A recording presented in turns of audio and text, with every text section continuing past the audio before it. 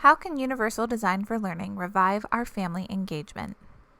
Barbara Boone at BooneBBuzz, boone.32@osu.edu. Ron Rogers at RonBRogers, ronrogers@ocali.org. Welcome to our webinar, How Can UDL Revive Our Family Engagement? The webinar is by OCALI and the Ohio State University, and Barbara Boone and I are your hosts. This webinar is only 30 minutes long. However, we like to say it's 60 minutes of learning in 30 minutes. Well, hi, everyone. It's a privilege to be facilitating this webinar with Ron and all of you today. I'm Barbara Boone. I'm a program director at Ohio State at the Center for Education and Training for Employment here at OSU. And I've got the opportunity to work with Department of Education and OCALI and our regional teams here in Ohio to support partnerships between home and school. And I'm really excited to be with all of you today. So let's get started. If you would like to tweet, feel free to use the hashtag Ohio Family Engagement. And there is a huge benefit to having a conversation in the background and answering each other's questions or telling your own personal stories in this back channel.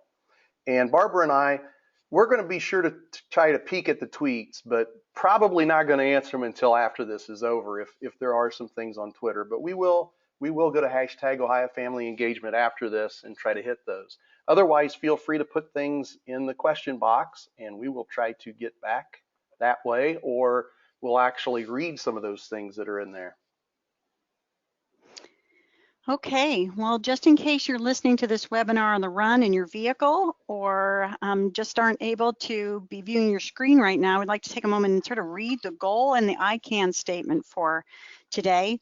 So the goal for this half hour is that families will have information and skills and enthusiasm for partnering with their child's teachers, and that's going to be expressed at home, at school, and in the community. The I can for all of us is I can understand how universal design principles for learning can improve my design of family engagement strategies to provide access for all students' families. That's where we're headed today.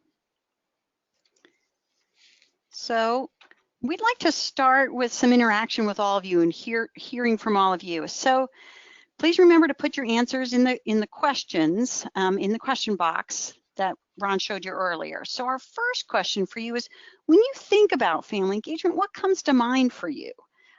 So as you're thinking about, you might be thinking about what do teachers do? What do families do? Go ahead and jump in the question and answer boxes there and share what you're thinking about. As people are putting their answers in there, I did want to share that there is one or two people out there with 8 or more people with them. I had missed it earlier, but that's pretty cool. Wow. It looks like there's some things going up. One person said some kind of meeting generally at school. We got Facebook, using Facebook. Positive phone calls home. Parent-teacher conferences. Homework, special events. Families coming to listen. Two-way communication. That's a nice one. Good job, Linda. How families and schools work together to support learning and what they do at home and school separately. Families together. Sorry about that. No, participating in school functions. Oh, student-led IEPs. That's a great idea. Yeah. Families designing family engagement as well. And information sessions about employment transitions. Participation within school functions. Thanks, Josh. I like what Carly said here. I'm a school social worker. To me, it means making families feel comfortable at school by listening to their concerns, needs, etc. Well said, Carly. Part of the decision-making process, yeah. Well, they've got some great ideas. Yeah, those Barbara. are great ideas. Yeah, and sports and extracurricular as well. Yeah, thanks for pointing that out too. Connecting. Well, Ron, go ahead as those keep coming in. Go ahead and switch to the next slide for us, please. Photo of a woman and a young boy walking hand in hand. So many of you brought up that this really is a two-way thing here. We've got what our teachers, our school staff are doing, and what families are doing. The definition that I have here on the screen is sort of the family side of the piece. And so I just want to take a look at it here. It says, talks about the various way that a child's adult caretaker in various ways, and you listed some of those various ways, and we know that not all families really tap into and are engaged in the same ways. And so, and if you're a parent and you think of yourself, you'll know that's true for you as well. So the various ways that a child's adult caretaker, and we're going to talk about families today. We're going to probably use the word parents. Just want to be explicit here that we mean all those adults who are taking care of kiddos and playing that parent role. So that could be their biological parents. In many cases, it's grandparents or foster parents. So folks who are caring for kiddos and playing that role for them. And so it's how they're supporting a child's learning and their healthy development. We're really thinking about whole child, whole family when we do this work. And it doesn't just happen in schools. And many of the examples that you gave were things that were in school, but also outside of the school. Families are engaged at home, and I think that's probably some of the most powerful family engagement we're going to see is happening in the home, also in the community and at school. So here's one definition, but I think the examples that you all gave also describe that really well. Engagement. Simple illustration of the human brain with portions of the temporal and parietal lobes highlighted in green. Representation. Simple illustration of the human brain with portions of the temporal and frontal lobes highlighted in purple. Action and expression. Simple illustration of the human brain with portions of the parietal and occipital lobes highlighted in blue. All right, Ron, let's go ahead and move on. So as we look at this chart becomes very important, and everybody online looks like, I'd say most of them are pretty familiar with UDL, because I've noticed a lot of your names have been on before. And as you look at this, Katie Novak always says the big picture is that the UDL is thoroughly knowing the concept you're going to teach and presenting that concept in different ways while engaging the students and encouraging them to express their knowledge in different ways. So as you consider looking at this sheet, which hopefully you downloaded earlier because it was on the mailers that went out, think about these things as we talk about, and Barbara's going to take you through some things to think about engagement and representation and the three principles and the guidelines and things like that. And always, keep in mind how, this is all research, based and things like that. So with that said, we're going to move into the better pieces of breaking this down just a hair bit more. And that is when you look at the multiple means, and you look at those three UDL principles, we see representation as providing information in different formats. And Barbara's going to walk you through some things that you can do with that, and action and expression with the alternatives for demonstrating knowledge. And again, engagement then is tapping into those interests.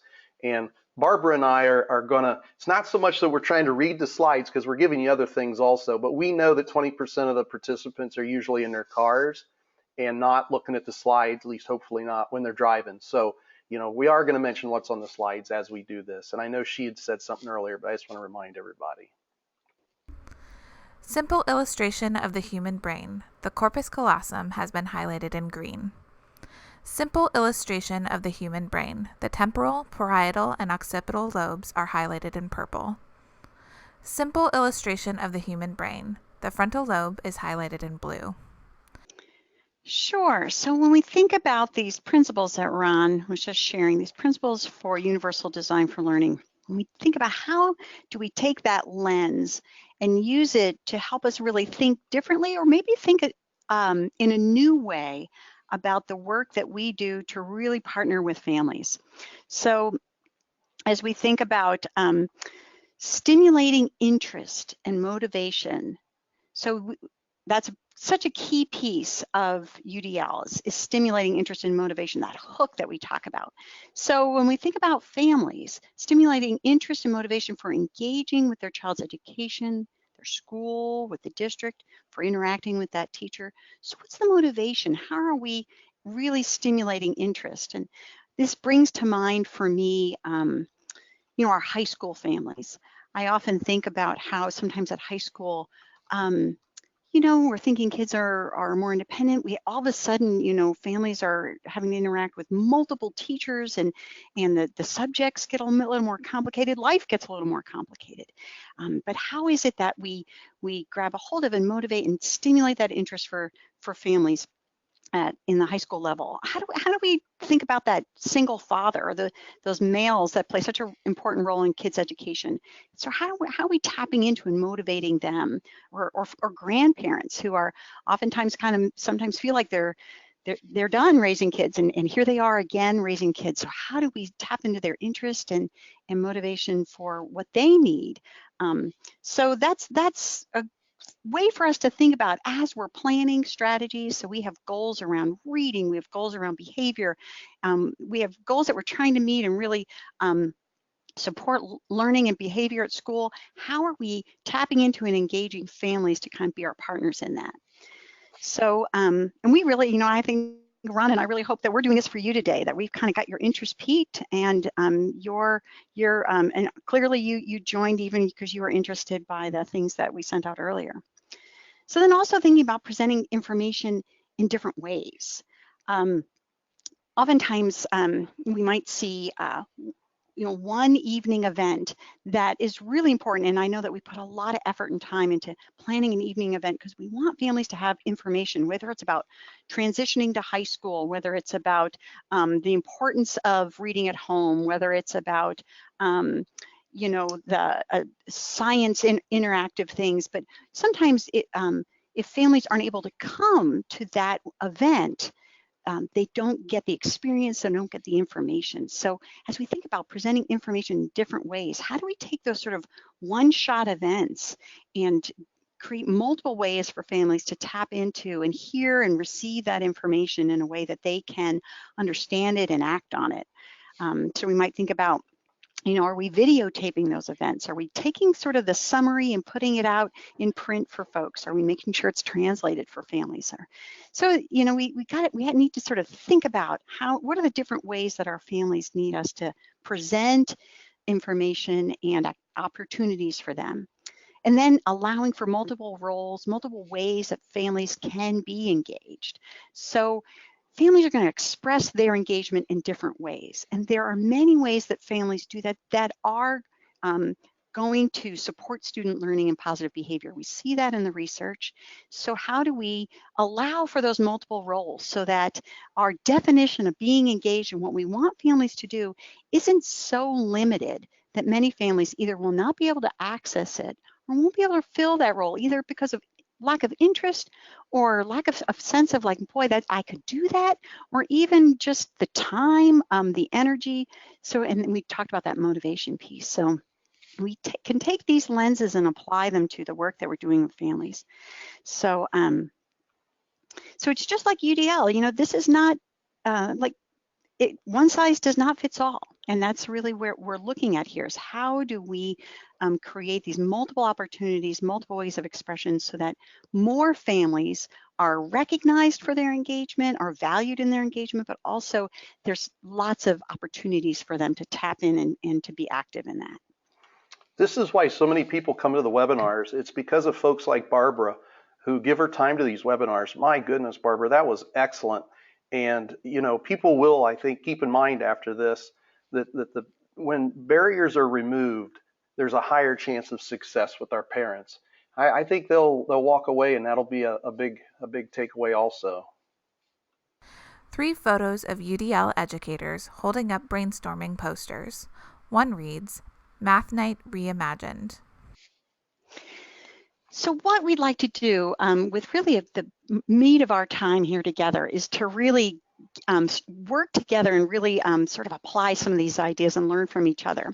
So Ron and I recently met with some colleagues of ours and tried this out together with them in the room. And so we thought about some of those fairly common activities, those strategies that we use to engage families.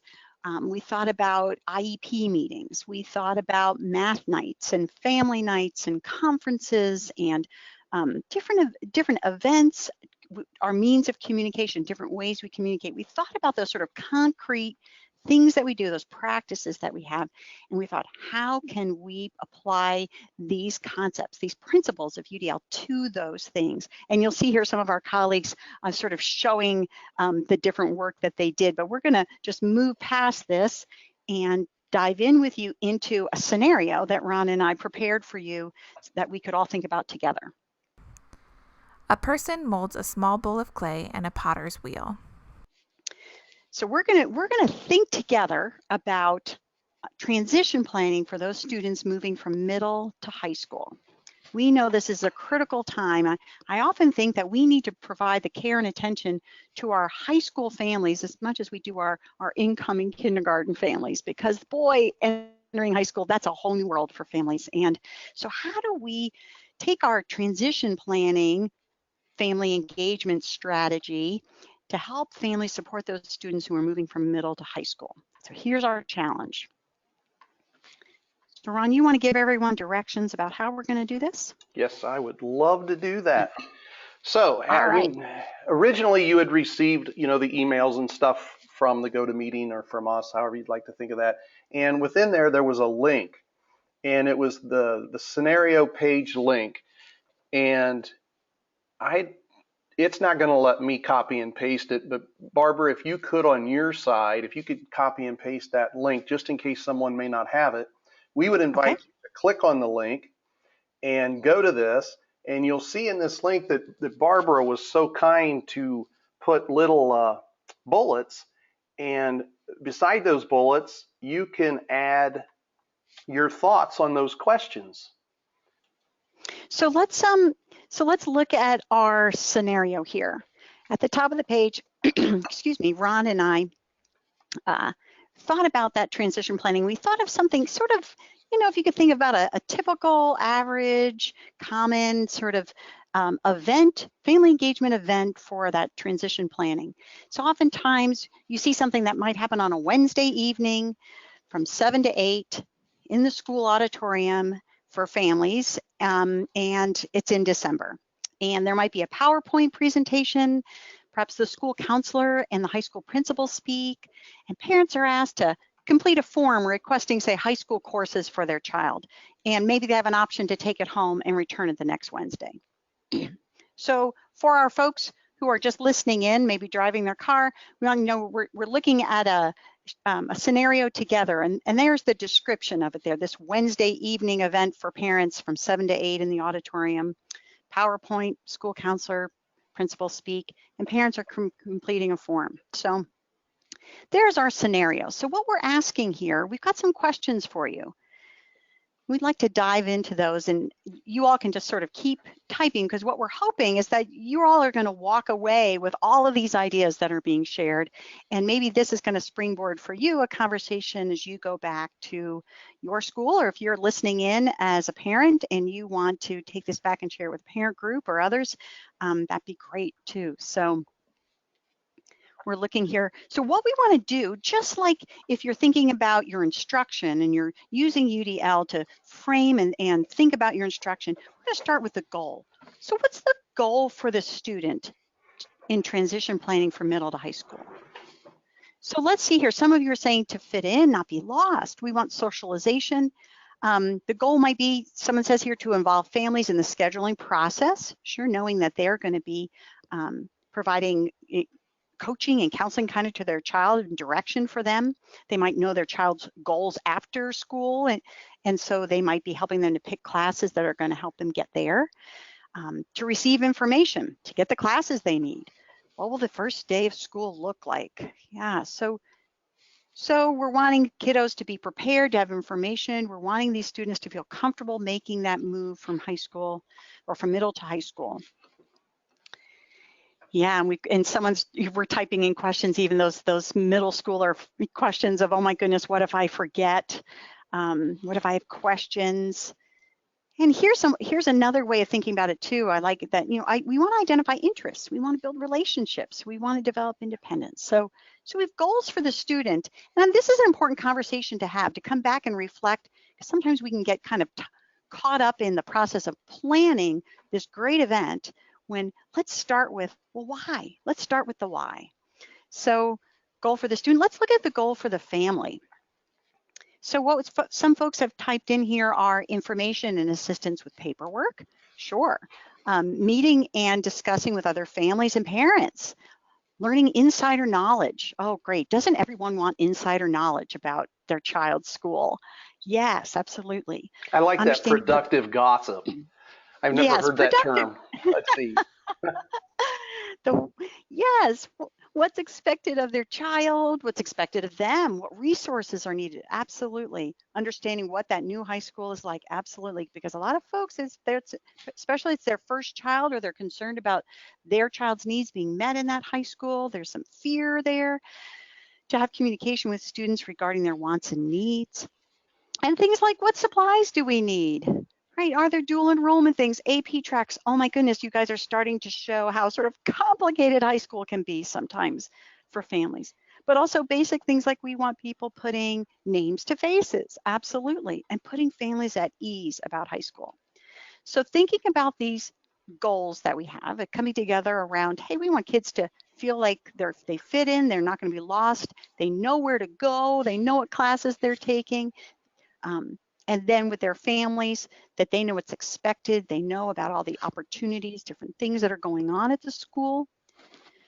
So as we think about the particular scenario that we presented, Ron and I set a Wednesday night event from 7 to 8 at the auditorium in the high school. What sort of barriers? Who would not have access? So just like you would consider your lessons in your classroom, what does it look like when you think of who's going to be able to access that? What are the barriers to kids really being able to access this this information? So let's think now about families. So one barrier, of course, transportation. If it's happening at the high school, and childcare, absolutely. Because we kind of said let's invite parents, right? So that then poses the, oh wow, okay, so families can't bring the kids. What are they going to do? We're going to need childcare.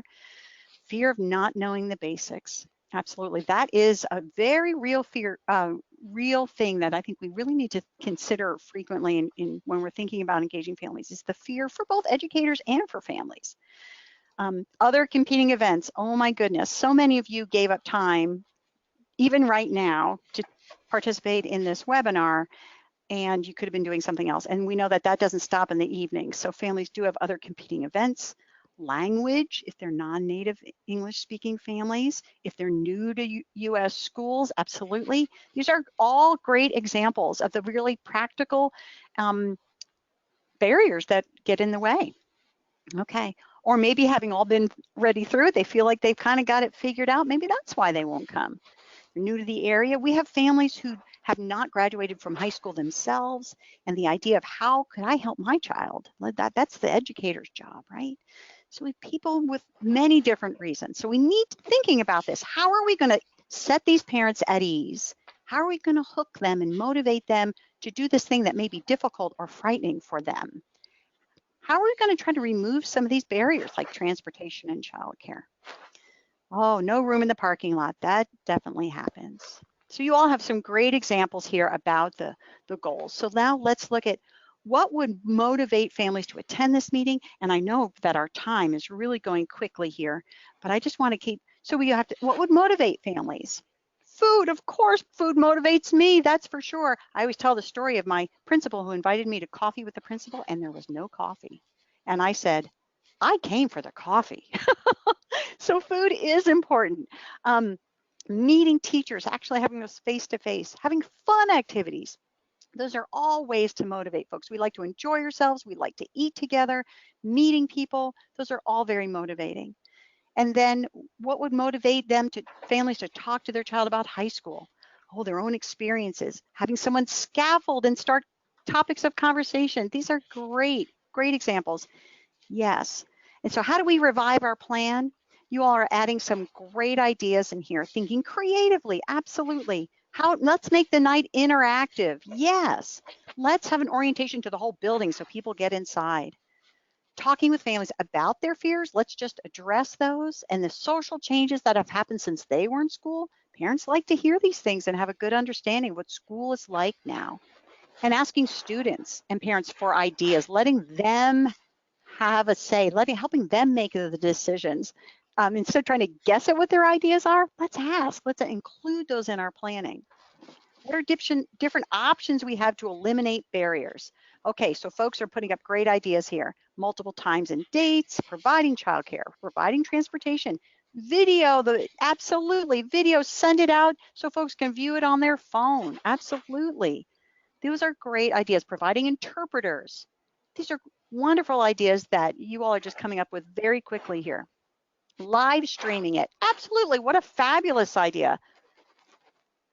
Nice. And then what are some ways we can communicate with families about high school and how they can support their child's making the transition? So I see some of you mentioned social media page for families. Absolutely. People are tapping into social media for all sorts of information.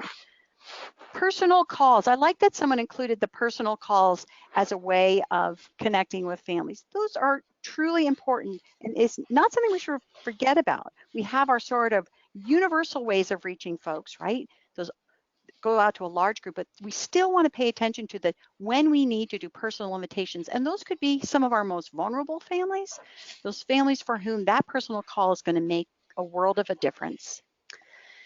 And so what hooks? All right, we're still working our way down, but as you work your way down, we're going to think about those motivators, those hooks and options that families will have to express, because we do want them to have the opportunity. So not every family needs to go about supporting their high school student in the exact same way in order for us to sort of value that and think about that as engaged. Families are going to support their child differently. And it's 3:58. Oh, wow. Yeah. That time went fast, Ron. This is exciting. I'm just so excited about this. It is. So I'll be quiet now and we'll keep moving, and folks can have this information, this Google document, can't they? Oh, yeah, they should keep writing it. This is a 24/7 document, and you think about it, if their whole district did this right before, as they're planning something like this, look at all the great ideas, and real quick too, Barbara, you did a great job getting them through there. Real quick though, let's, and I've been trying to answer questions too as we've been going, but the next webinar is going to be coming up. It's called Universal Design for Learning Practice Profiles. And everybody's going to want to join us for that, because that's going to be fun. It's going to be great. And there's a link there. And the next thing that we have to talk about too is don't forget to join one of the best chats on Twitter, #UDL chat, 9 p.m. Eastern time every first and third Wednesday. And a lot of people from around the world are on that, and a lot of professionals that can answer questions and move us right along with Universal Design for Learning. Screenshot of the Ohio State University Family School Community Partnership Support website. And Ron, I just wanted to share this page. This is a web page we have here at The Ohio State University. And if folks want to connect with us or connect with some of the resources that we're creating here, this is a great place to go. And one of the things, Steve, the CEO of this, is online with us right now, and that's the UDL IRN, the Great Lakes event. A focus on UDL coaching and implementation is October 23rd and 24th from 8:30 to 3:30 in Michigan. And there's a link there to register. So, that's another great opportunity for folks to get some more UDL in. Center of the page. Thank you. How can UDL revive our family engagement? Barbara Boone at BooneBBuzz, boone.32@osu.edu. Ron Rogers at RonBRogers, Ron_Rogers@OCALI.org. So with that said, as always, it's our hope that you've gained some more knowledge on how can UDL revive our family engagement, and that you can reflect on all of that. We know your time's precious, and we want to make every minute worth your time. Be sure to download the different things with the links that we're in, and keep this link because you're going to like it. Barbara? Sure, Ron, thanks so much for this opportunity to be here with all of you today. I'm excited. I just want to encourage all of you to just persist in this work and connecting with families around student learning and supporting their behavior and just that whole kiddo. And if you're a parent or caregiver that's been listening, and we just want to especially thank you. And we hope that you all will share these ideas today with your friends and your colleagues so that you can continue the conversation. Thanks so much.